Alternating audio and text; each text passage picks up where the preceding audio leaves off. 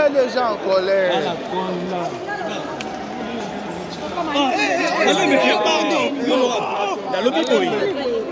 Nazali contre Makambo Oyo Salama na niveau il y a Assemblée nationale.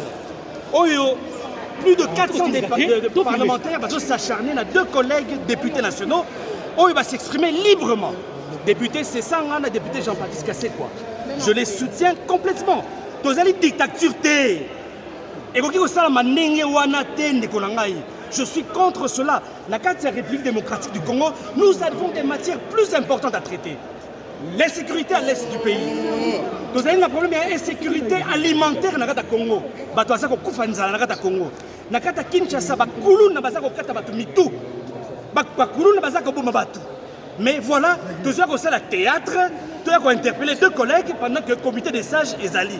Nous avons dit clairement, nous allons contre le théâtre. Oh, je suis à niveau de l'Assemblée nationale. Je suis contre la dictature que veut imposer le président Mbosso au niveau de l'Assemblée nationale. Je suis contre cela. Voilà. Quelle est la situation à Kasumbalesa dans les États-Unis?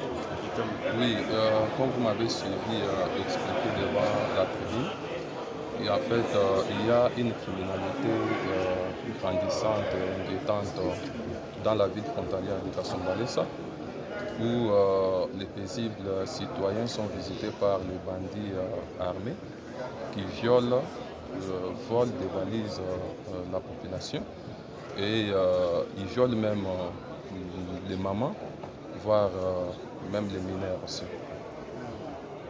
Et vous avez dit autrefois, ça a été présenté à l'Assemblée nationale, il n'y avait pas de solution. Alors, qu'est-ce que vous proposez pour cette fois-ci? En fait, je ne pouvais pas garder silence. Ce n'est pas pour la première fois que je présente cette motion, c'est pour la 3e fois. Alors, cette fois-ci, je vais encore bousculer pour que les propositions que j'ai eu à faire soient prises en compte par les bureaux de l'Assemblée nationale.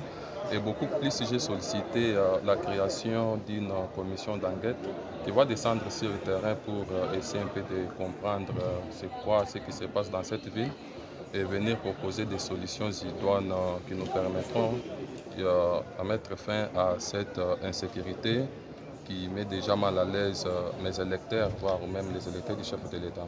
Les premières informations de notre possession nous dit que la police de Kasumbalesa n'est pas vraiment équipée par de matériel qui peut faire face à cette insécurité. Est-ce que vous affirmez cette information?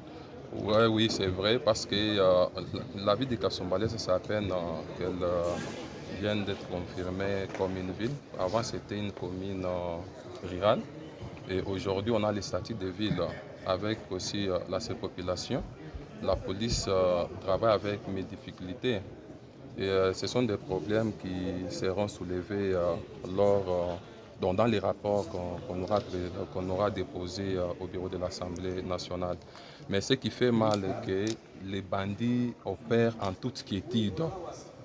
Ils ne sont pas inquiétés. Ils commencent leurs opérations des fois de 22h jusqu'à 4h du matin, ce qui n'est pas normal.